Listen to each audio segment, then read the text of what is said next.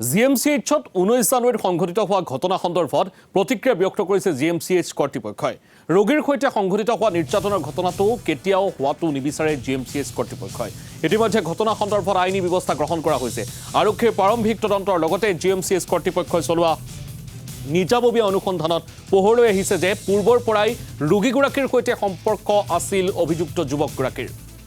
আনহাতে কিশোৰীগৰাকীৰ মাতৃয়ে চিকিৎসকক জনোৱা অনুসৰি মানসিকভাৱেও কিছু অসুস্থ আছিল কিশোৰী ৰোগীগৰাকী।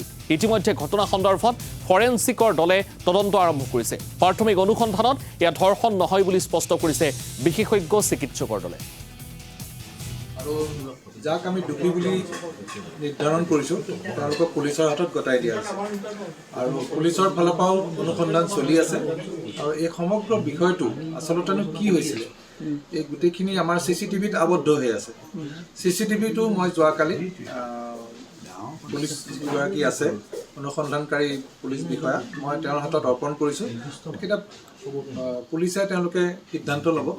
কিন্তু যি দুগৰাকীক আমি দোষী বুলি ভাবিছিলোঁ, এগৰাকী মহিলা আৰু এগৰাকী পুৰুষ চাফাই কৰ্মী, তেওঁলোকক ইতিমধ্যে গ্ৰেপ্তাৰ কৰা হৈছে। আমি পিছত CCTVটো আমি চোৱাৰ পৰিকল্পনা কৰিলোঁ। CCTV চালোঁ।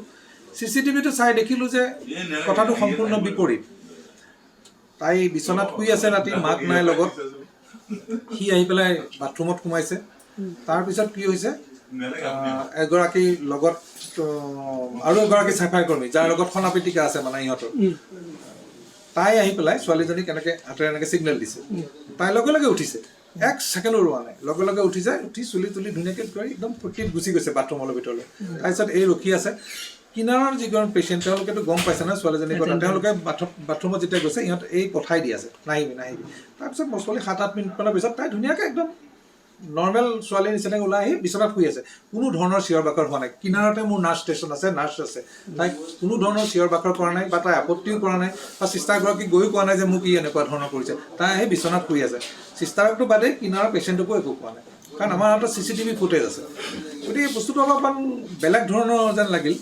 তথাপি ইনভেষ্টিগেশ্যন চলি আছে কেনেকৈ হয়। কিন্তু আমি বিচাৰোঁ যে হস্পিটেলৰ ভিতৰত যোনেই দোষী নহওক এনেকুৱা ধৰণৰ কাৰ্য কৰাটো অক্ষমনীয় কৰা।